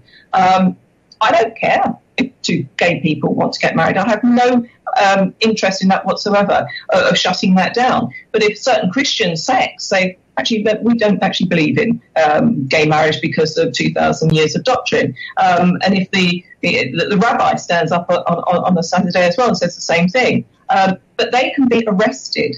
So if you have a priest that stands up in the Catholic Church or the Anglican Church and says that's wrong, there's every chance that they could be arrested. But I'm telling you who they won't be arresting? The imam. When he is saying, yes, we should throw gays off the top of the building, we should stone them to death, this is sodomy, it's Gomorrah, we should not be allowing this, and stone them to death, they will not be arrested. But if anybody else stands up and says that sort of thing, then we're going to be arrested. So it's very, very skewed towards a very small minority inhabiting our countries. Well, the UK police have confirmed that dislike and unfriendliness can be hate crimes. I mean, let's just call them what they are, which is politically incorrect thought crimes. I mean, that's basically, we're in an Orwellian situation here. So dislike and unfriendliness can be hate crimes, and I wonder if a Muslim refuses to shake a woman's hand, whether he or she will be prosecuted, because that's definitely unfriendly, wouldn't you say? I've had it. I have had Muslims that have refused to shake my hand, and I've just turned my back and walked away. I said, sir, I don't need your vote. And I've decided to walk away. And the ones that did it actually were born and brought up in this country. So that's a very worrying trend. But if I dislike something, then I dislike it. That's subjective to me. You can't put an objectivity rationale behind that because it doesn't work. If I was told to tell today, I won't say who was in the room, but her daughter had gone to school and she said, I don't like cats, actually. And all the other little girls in that room said, no, you can't say that. What do you mean? That's really nasty to say that, and people will be offended. And then the girl said, why would you be offended if I don't like cats? And the teacher joined in the conversation as well, saying, I think you've taken it a bit far. But what you have is this indoctrination now in our schools and in our public life. And if the parents are not having discussion at home, around the table, we always have political discussions in my house, and my sons can hold their own anywhere. But if you're not having those political discussions about what is right and what is wrong, or just political discussions about life and what you feel about things around the dinner table at home, then I'm afraid that you're leaving it open for the schools to indoctrinate it. So it's state indoctrination when you've got little 6- and 7-year-olds saying that it's basically hate crime to say that you don't like cats. That's how far it's gone now. I know it sounds ridiculous, but that's but the good news is the cat doesn't have to lodge a complaint because police can do it on behalf of the cat and throw you into kiddie prison or something. So, I mean, I grew up in London, England, and to me, the topics that I see coming out of England at the moment are genuinely and foundationally incomprehensible to my youthful experience. So we talked a little bit about female genital mutilation. One case discovered or treated in England every single hour of every single day of every single week, month, and year. And the government has recently allowed 1,200 cases of forced marriage. Forced marriage. Now, that's just the logging of them. Full scale of it is not known. So to me, the issue of dealing with things like dislike and unfriendliness being hate crimes, people facing more than half a decade in prison for online activities that are not direct incitements to violence in any way, shape, or form, forced marriage, female genital mutilation, the mass rape of white working-class girls that has been going on for decades and only was grudgingly ever prosecuted after social media brought it to light. These things are like peering either through a tunnel of time or into a country that I don't fundamentally recognize from my youth. Yeah, but I don't fundamentally recognise it either. I grew up half of my life in London. I spent the other half of my life in Kent. So just recently we come back to London. It's not a country that I recognise. It's not a country that the majority of the people recognise. Not one single prosecution for female genital mutilation. We've imported that. The acid attacks in London. Again, that's an importation. That's not something that we created here. It's importing alien cultures. And so it goes on. But we now have a mayor in charge of London that is more obsessed with an obesity campaign. So that's his latest wheeze today. He's shutting down ads for burgers. When's the last time you see a cheeseburger stab anybody? But then he goes on to ban women in bikinis and women there was a diet pill that was organised. Fantastic body, bikini, are you beach ready? And any normal woman going past that thinking, no, I'm not actually. I won't take your pills, but I'm going to go down the gym. I'm going to not eat that burger, because you've got 2 months.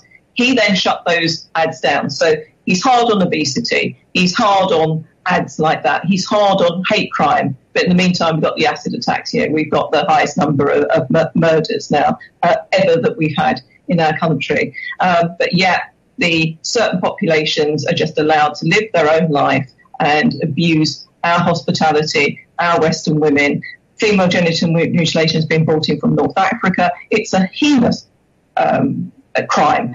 But we still, and at the same time, we have the gender wars. We have the transgender wars, diversity, and that sort of thing. Do you think that these people that are committing these crimes, sexual grooming and female genital mutilation, they're laughing in our faces all the time that we're distracted in arguing about transgender rights and LGBT rights, etc., then all this is going on. You're just distracting resources and just people get more and more angry, and we're not dealing with the real things that we should be dealing with, and we're not targeting our police resources where it should be targeted.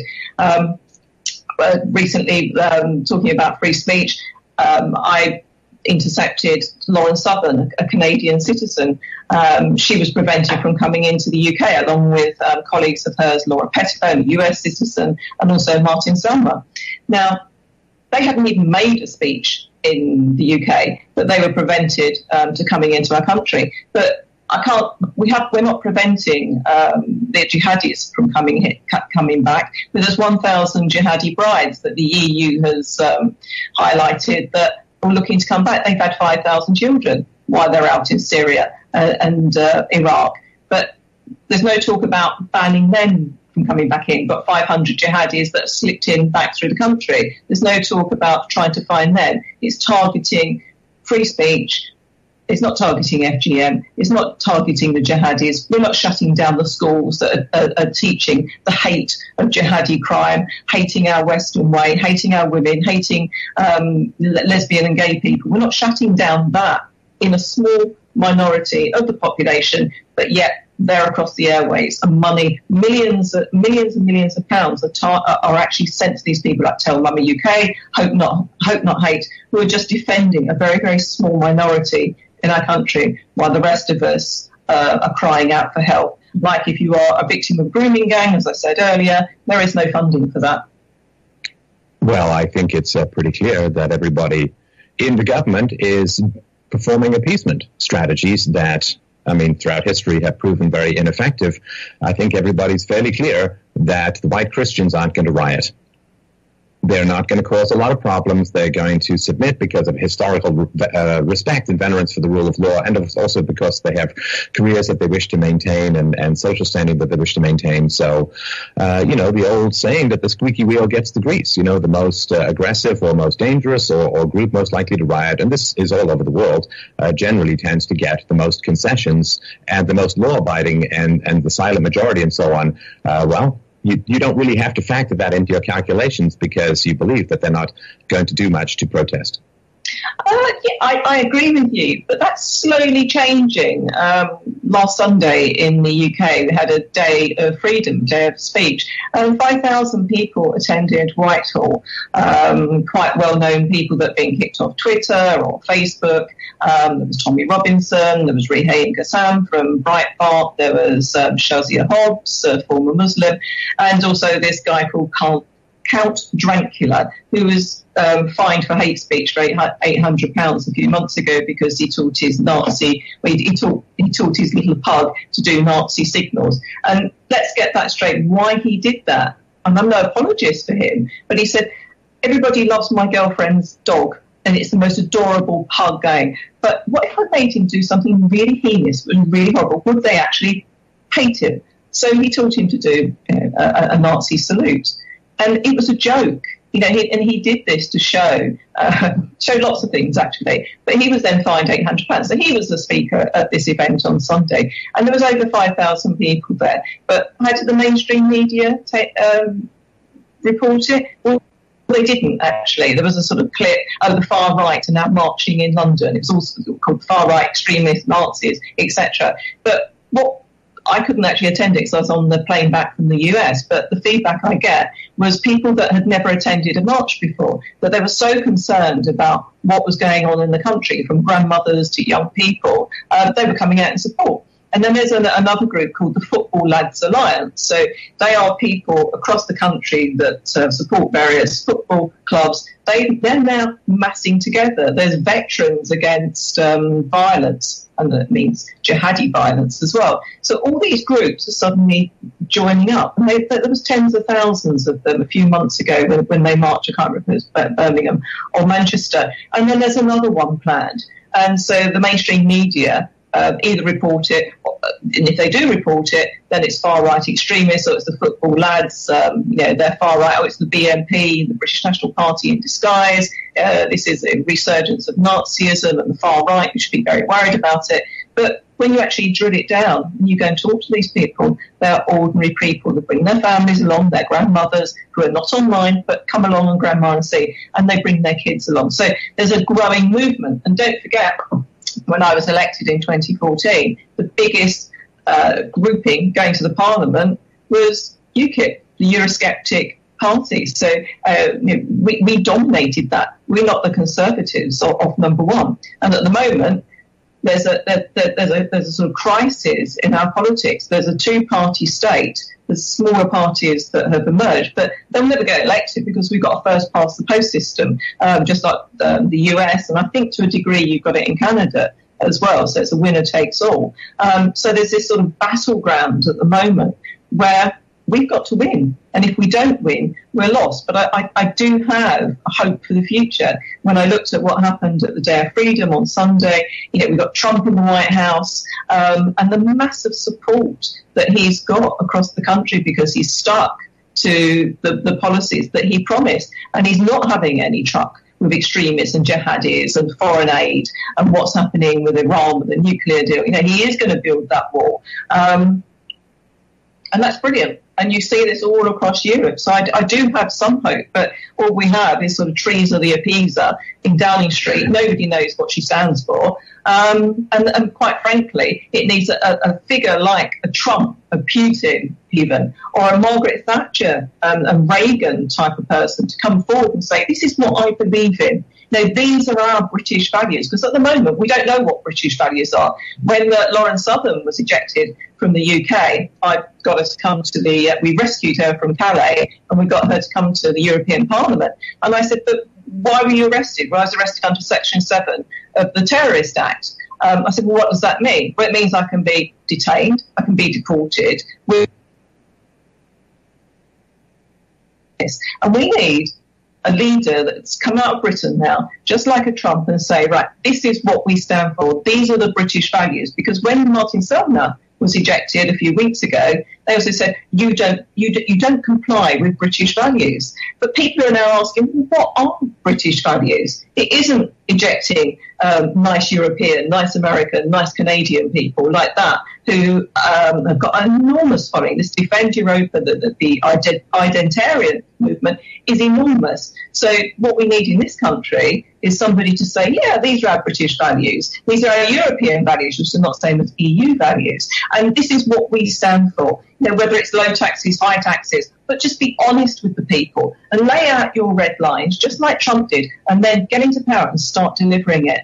Now, we've got somebody like Trump in America that's actually delivering on their promises, and that's what they hate, and that's why he's so hated, actually. It isn't about him. It's the rest of them scratching their head thinking, oh, my God, we've now got to live up to this. So I am hopeful. I am hopeful that we can change things, because I think we're at a tipping point. We're at a tipping point in the EU, we're at a tipping point in Europe.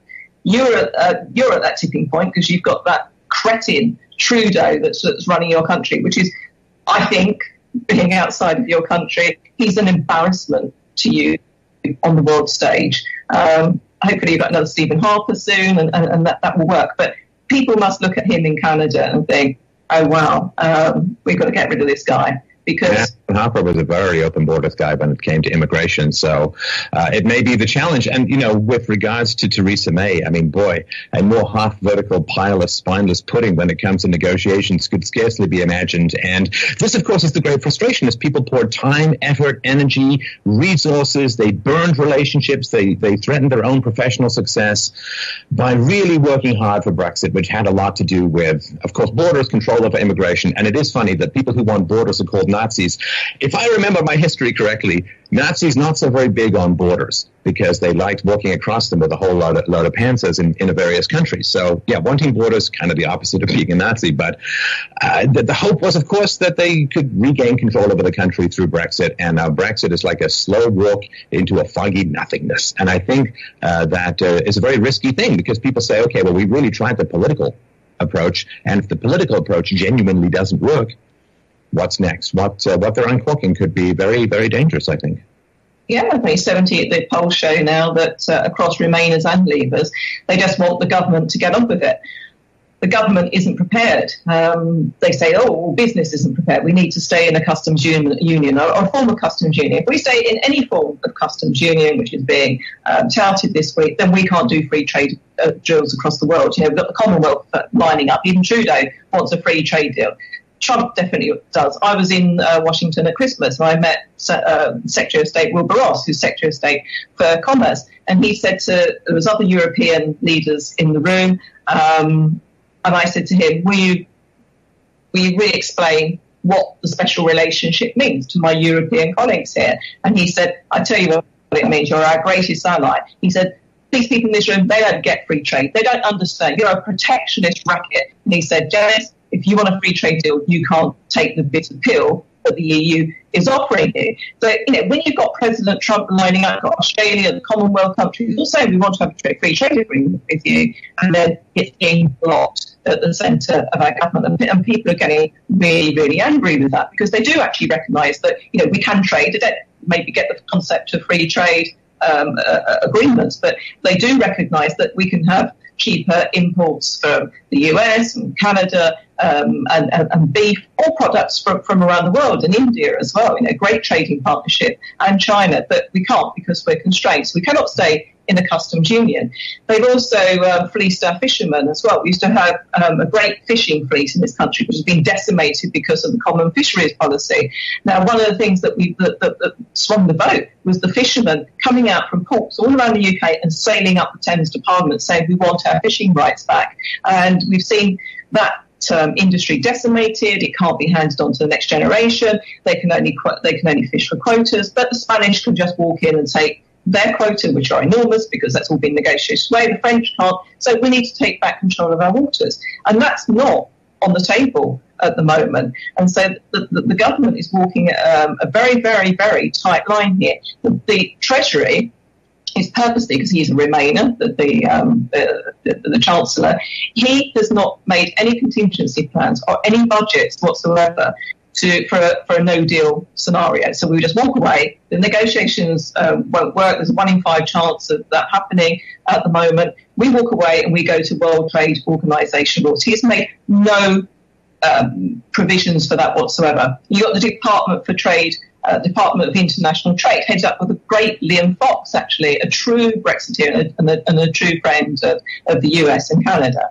Now, his department this week, their priority should be negotiating trade deals. But this week, they've decided that LGBT is their priority and that they're going to be the greatest trans and LGBT champion across Whitehall. No, nobody's interested. You know, Canada's not interested at the moment whether, you know, we're treating our gays, lesbians, transsexuals in the right way in a Whitehall department. And this is the sort of the problem that we're coming up. And then you've got the House of Lords, this anarchic, unelected body that 12 times in the past few weeks have said, we can't Brexit like that, because the Lords have been stuffed full of people, of cronies from David Cameron and Nick Clegg and the Labour Party as well. So we don't have a majority in the Lords. Now, if Theresa May wants to grow a pair, she should create 100 new peers, put them in the House of Lords, and then we can deliver the Brexit that we all voted for.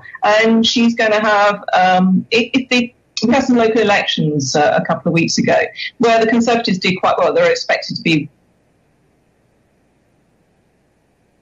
constituencies. They weren't. So you found the UKIP vote, the Labour vote, whether they were Labour or UKIP and Conservative, going back to the Conservative Party. And that was a strong message to her to say, deliver Brexit. And if she doesn't, then there's going to be, I think, civil unrest, there'll be a lot of upheaval. And I think the Conservative Party will be out of office again for a generation, as they were in 1997. By which time demographics will virtually ensure that they will never get back in. So the last point I wanted to make, I want to get your thoughts on this, because I know that you were an entrepreneur before you became a politician. You ran a marketing business for 2 decades because, of course, you started when you were 12. Now, I have noticed this kind of pattern among people. I mean, if you look at yourself, you look at other politicians, particularly Trump, if you've actually been in the business world, if you've actually had to run a business, if you've actually had to hire people in the remnants of the free market, if you've actually had to manage taxes and regulations on the receiving end rather than on the passing end. I myself was an entrepreneur in the software field for 15 years before I started doing this. There does seem to be kind of a divide among politicians. Have you ever had a real job? Have you ever been responsible for payroll? Have you ever struggled to build something from nothing? Or have you kind of floated from privilege to privilege, from school to community organizer to politics and so on? Have you ever been, say, I don't know, a part-time drama teacher as opposed to somebody who actually runs a business? Do you think that there is something in this hypothesis that if you really want to understand how the market works, it's really a good idea to have participated in some meaningful way prior to getting into office? Oh, absolutely. I have lots of young people that come and work for me as interns. And over the years, I want to go into politics, Janice. I said, yeah, go and get a real job first. Go and do something in the real world. You know, go into business, become a nurse, a doctor, anything. Go and work in the charity sector. I don't care. But just get experience of life. And when you're over 35, then decide to go into politics. Because what we're seeing, which in the whole Labour Party and to a degree the Conservative Party and certainly the Liberal Democratic Party, none of them have had a proper job. They've all gone from elite schools to elite universities to working in the European Commission, working for an MP, a Member of Parliament, and then they have been chosen to go in. And I was part of David Cameron's A-list. I hated that, and I was I wasn't one of the preferred women because I was a pain in the neck to him, and I wasn't allowed to talk about Europe, I wasn't allowed to talk about immigration, I wasn't allowed to talk about schools, etc. I had to stay on message. And when after the 2010 election, I fought an election in a 15% Muslim demographic constituency, I left and joined UKIP because at least there I found people of like mind. They had proper jobs, they'd run businesses, or they'd been in professions. You know, they were doctors, dentists, nurses, teachers, etc. So if you haven't had experience of life, you can't tell other people how to run that. It's all very theoretical. And then, last word on the EU. The woman that's in charge of trade policy is a woman called Cecilia Malmström. She's Swedish. She's unelected. She spent her life as a sociology lecturer. That woman is now in charge of international trade. And so it goes on. There's another one who's in... I'm going to stop it right there. It goes on. Check it out, Stefan Molyneux on YouTube. The title of that one is The Fall of the European Union with Janice Atkinson and Stefan Molyneux. Just to kind of really hit on right there at the end what they were talking about. I'm a shift supervisor, production supervisor right now. But I've been in other supervising positions. And really the people that I've had the most problem with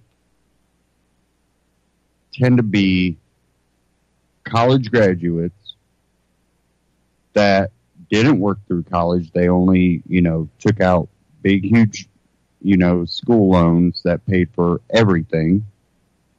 Maybe mommy and daddy, also gave them some money. Never worked through college. and all they had is theories that they were taught in college. I've gotten rid of more college graduates than I have high school dropouts. That should say something. That should say something about our education system when it comes to our universities. Really great at teaching theories, not great at teaching real life situations. The college graduates can come up with 1,000 ideas. Absolutely no idea of how to put those ideas into action. Part of that's because most of their ideas sound good, but they're not practical. They don't work in real world situations. And that's what really gets me. Now, I really feel that the EU, that flip's going to come. But what I think what I fear, once they're able to shed the globalist EU, is hardcore nationalists.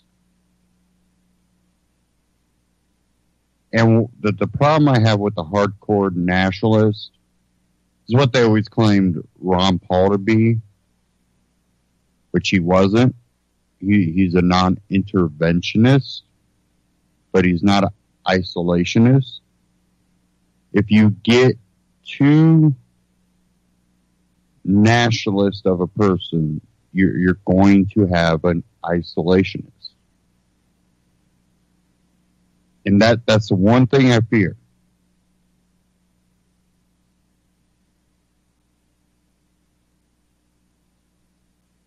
Now, if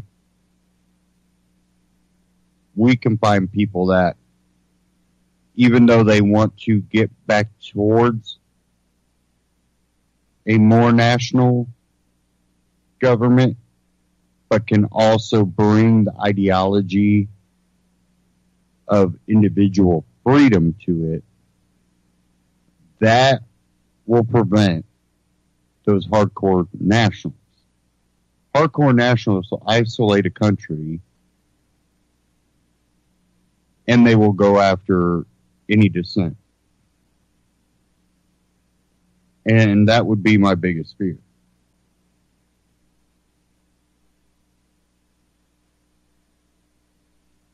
Now, I think there's quite a few people that are part of the Brexit that were also people that had spoken out in support of ideas that Ron Paul espoused during his, candidacy for 2008 when he was running for the Republican position to be candidate for president back in 2008. And I hope that those people aren't gone before they can fully implement a Brexit. But again, like Janice was saying, there are a lot of people within powerful positions that are preventing the Brexit from going forward, making up excuse after excuse after excuse. Well, we can't pull out quite yet because we'll mess everything up. No, the simple fact that you haven't pulled out yet is messing everything up, is continuing to screw your country over. Theresa May needs to be gone. You absolutely need to get rid of her. And, throughout that clip there, that interview, there's a lot of similarities with the U.S. and what's going on over in Europe. And again, that goes back to the leftists. these globalists. They're not just pushing that ideology in America. They're pushing it throughout the whole Western world. And you think that's going to mix well with the Muslim immigrants? And then let's go even here to America. There, in Mexico and in South America, there is a large Catholic following. I think that's why the Pope is really